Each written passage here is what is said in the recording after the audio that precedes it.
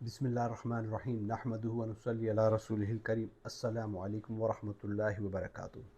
आज हम कुरान पाक के जुज़ नंबर 14 के अंदर सूरतुल हजर और सूरतुल नहल का मुताला करेंगे और उसमें से कुछ मुख्तसर कुछ पॉइंट लेंगे और उनका ज़िक्र करेंगे।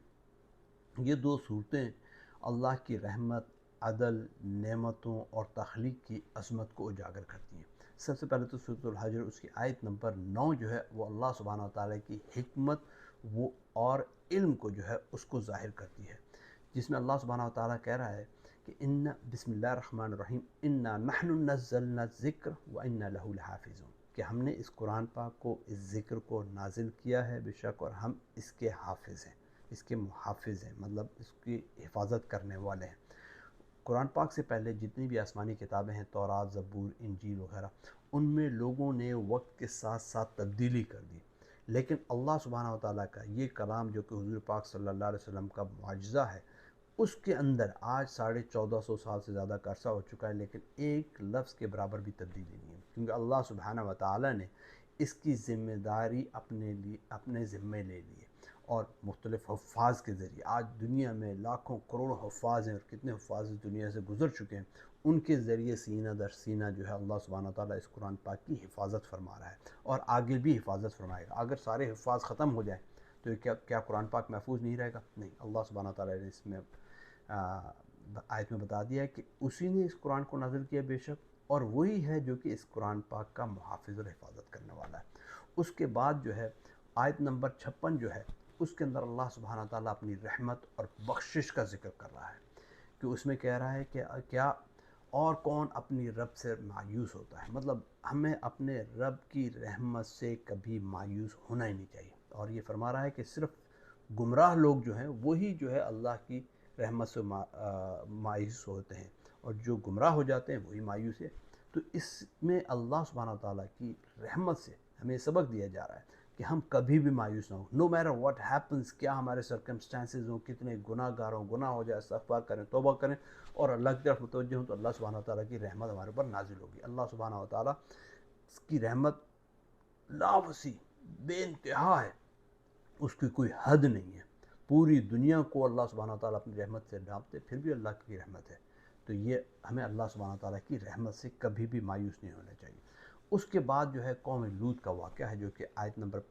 51 से लेकर के आयत नंबर 77 तक चल रहा है, कि उसके अंदर कौम लूत की नाफरमानी का, उसके अंदर उनके अज़ाब का वाक़या अल्लाह सुब्हानहू व तआला ने बयान किया। ये वाक़या पिछली सूरत में भी हम थोड़ा सा सुन चुके हैं, कि जिसमें हज़रत इब्राहीम अलैहिस्सलाम के पास दो फरिश्ते आते हैं, उनको बछड़ा पेश करते हैं, तो यहाँ पर भी उसका ज़िक्र है। फिर हज़रत इब्राहीम अलैहिस्सलाम को वो खुशखबरी देते हैं औलाद की, और उसके बाद कहते हैं हम तुम्हारे रिश्तेदार की तरफ जा रहे हैं, लूत की तरफ, और वहाँ पर उसकी बस्ती पर अज़ाब लेकर आएंगे। वहाँ पर लूत अलैहिस्सलाम की बस्ती की तरफ जाते हैं, वहाँ पर उन लूत अलैहिस्सलाम के लोग उन नौजवानों की शक्ल में जाते हैं, और कौम लूत जो है बदफ़ैली में, जिसको सोडोमी कहते हैं, अक़लामबाज़ी में मुब्तला होती है, वो उनको देखते हैं तो उनके पीछे पड़ जाते हैं। हज़रत लूत अलैहिस्सलाम कहते हैं कि आप लोग मेरी बेटियों से शादी कर लें, इनको छोड़ो, ये तो मेरे मेहमान हैं। तो वो लोग कहते हैं, वो कहते हैं, लूत अलैहिस्सलाम को फरिश्ते कहते हैं कि आप यहाँ से सुबह सवेरे निकल जाइएगा, इनके ऊपर अल्लाह के अज़ाब का कोड़ा बरसने वाला है, आपने पीछे मुड़कर नहीं देखना, बल्कि जहाँ अल्लाह ने आपको हुक्म दिया है वहाँ पर आप चले जाएँ। तो इस पूरे किस्से से, और उसके आगे फिर हज़रत शुएब अलैहिस्सलाम का भी किस्सा बताते हैं, किस तरह वो पत्थरों के अंदर घर बनाकर रहते थे, और फिर एक चिंगाड़ आई, उसने उनको तबाह कर दिया। लूत अलैहिस्सलाम पे पत्थरों का अज़ाब आया। तो यहाँ पर जो है इस वाक़े से, इन दोनों से हमें ये दर्स मिलता है, हमें ये सबक मिलता है कि अल्लाह सुब्हानहू व तआला के अहकाम की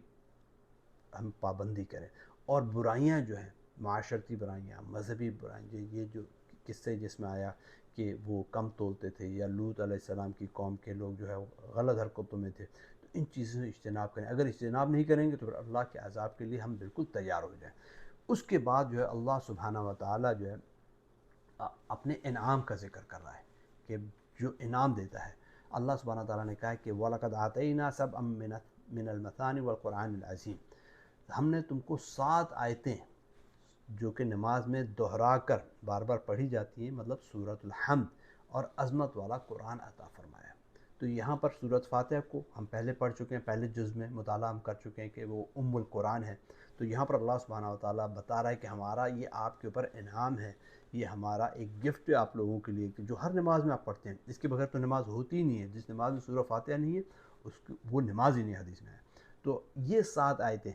الحمدللہ سے لے کر کے وَلَضَّالِّین تک، کچھ لوگ بسم اللہ کو اس کا حصہ بناتے ہیں، تو بسم اللہ الرحمن الرحیم الحمدللہ رب العالمین، دوسری آیت وہاں سے لے کر کے وَلَضَّالِّین تک، ان کو 7 آیتیں بناتے ہیں۔ تو یہ 7 آیتیں جو ہے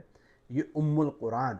سورہ فاتحہ القرآن ہے، تو یہ اللہ سبحانہ تعالیٰ کی طرف سے امت کے لیے ایک تحفہ ہے، تو ہمیں اس تحفے کی قدر کرنی چاہیے، اور اس کے اندر جو ہے اقرار اللہ کی عظمت کا اقرار کرتے ہیں، پھر اللہ کے سامنے اپنی تابعداری کرتے ہیں کہ ایاک نعبد و ایاک نستعین، ہم تیری عبادت کرتے ہیں، تجھی سے مدد مانگتے ہیں، اور اس کے بعد اپنی مناجات اللہ کے حضور پیش کرتے ہیں۔ اور اس کے بعد جو ہے آیت نمبر 99 جو ہے وہ ہمارے لیے ایک لیسن، ایک درس، ایک حکم بھی ہے، ایک نصیحت بھی ہے، وہ یہ ہے وَعْبُدْ رَبَّكَ حَتَّى يَأْتِيَكَ الْيَقِينُ، کہ ہم نے اللہ سبحانہ تعالیٰ کی عبادت کرنی ہے کہ حتیٰ کہ موت ہمیں آ جائے۔ یہ نہیں کہ جب میں صحت مند ہوں یا میں بیمار ہوں تو اللہ کی عبادت کروں، جب میں بوڑھا ہوں، جب میرے پاس وقت ہو، ریٹائر ہو، تو تب اللہ کی عبادت کروں۔ کس نے دیکھا کبھی کبھی موت جو ہے، نوجوانوں کو موت نہیں آتی، موت کا ایسا نہ ہو کہ نوجوانی میں ہمیں پکڑ لے۔ تو اللہ کی عبادت ہم نے ہر وقت کرنی ہے۔ عبادت کا ایک تو یہ ہے کہ آپ نے کہ اللہ اکبر نماز پڑھی، ایک ہے کہ آپ نے روزہ رکھا، کھانے پینے سے اجتناب برتا، اللہ کے حکم کو مانا، ایک ہے کہ آپ صدقہ دے رہے ہیں، ایک ہے کہ آپ حج پہ جا رہے ہیں، جہاد پہ جا رہے ہیں، یہ بھی اللہ کی بات۔ دوسری عبادت آپ کے پڑوسیوں کا خیال کرنا، رشتہ داروں کا خیال کرنا، ان کی مدد کرنا، ان کی ٹیک کیئر کرنا، حقوق العباد کا خیال، یہ تمام چیزیں، جانوروں کے حقوق ہیں، ہمارے پودوں کے، یہ تمام آس پاس جو چیزیں ہمارے، ان سب کی چاہے جاندار ہوں بے جان ہوں، سب کے حقوق ہیں، یہ سب چیزیں، ان کے حقوق کی ہم پاسداری کریں گے تو یہ بھی عبادت کے زمرے میں آتا ہے۔ تو یہ سب عبادت ہم نے کرنی ہے، حتیٰ کہ موت ہمیں آ جائے، کہ ہم موت کے منہ میں جا رہے ہیں تب بھی ہم عبادت کر رہے ہیں، تب بھی ہمارے منہ پر جو ہے وہ کلمہ خیر ہو، اللہ کا ذکر ہو، کہ ہمارا کوئی لمحہ ایسا نہ گزرے کہ جو اللہ کی ڈس اوبیڈینس میں ہو۔ اور یہ اس کے بعد جو ہے مطلب کہ ہم نے ذہن میں رکھیں، جز وقتی عبادت نہیں بلکہ کل وقتی عبادت کرنی ہے، اور عبادت کے مختلف کیٹیگریز ہیں جو کہ ہم نے کرنی ہے۔ اس کے بعد سورۃ النحل شروع ہو رہی ہے، اس کے اندر اللہ سبحانہ تعالیٰ کی نعمتوں کا ذکر کیا گیا۔ آیت نمبر 18 جو ہے، جس کے اندر اللہ سبحانہ تعالیٰ کہہ رہا ہے کہ اگر تم میری نعمتوں کو شمار کرنا چاہو تو ان کو تم شمار ہی نہیں کر سکتے، انہیں تم گن ہی نہیں سکتے۔ اب آپ دیکھیں، میں آنکھیں ہیں، ناک، منہ، کان، سر، انگلیاں، جسم، یہ دیا ہوا ہے، ان چیزوں کو چلو میں گنتی کر لوں، 365 جوڑ یا جتنے بھی ہم کہتے ہیں وہ ہیں، لیکن ان کے پیچھے کتنے اور زیادہ ایلیمنٹ ہیں جو کہ کام کر رہے ہیں، ہماری وینز، ہارٹ، مطلب انکاؤنٹیبل تھنگ۔ اور اس کے بعد ہمارے جسم سے باہر یہ گھر ہے،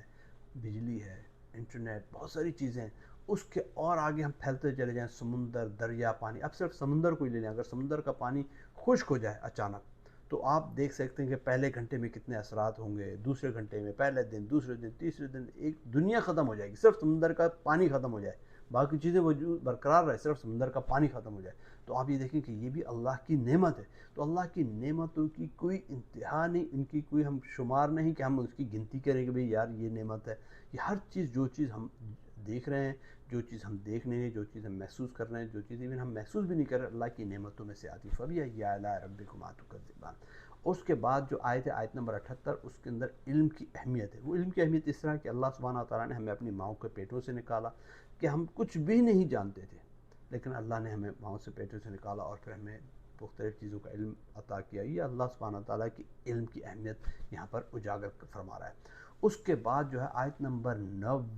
90 جو ہے وہ نیکی اور برائی، ان اللہ یامر بالعدل والاحسان، بے شک اللہ عدل اور احسان کا حکم دیتا ہے۔ یہ جو آیت ہے، آیت نمبر 90 جو ہے،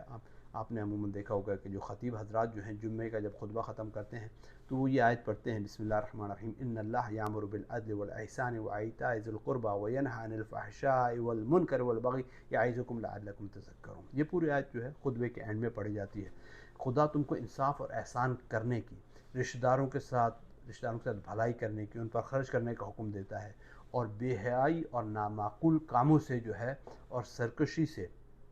ڈس اوبیڈینس سے جو ہے وہ منع کرتا ہے، اور تمہیں نصیحت کرتا ہے کہ تم اس چیز کو یاد رکھو۔ تو یہاں پر یہ ہمیں نیکی کا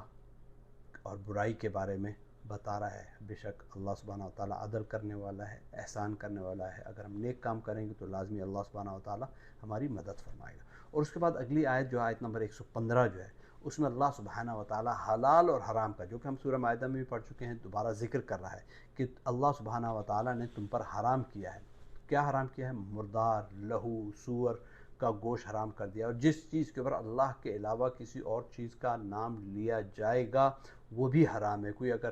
بتوں کے نام لے کر کوئی چیز ذبح کر رہا ہے یا چڑھاوا ادھر کر رہا ہے، اللہ کے نام پر ذبح نہیں کر رہا بلکہ کسی بت کا، کسی فقیر کا، کسی بزرگ کا،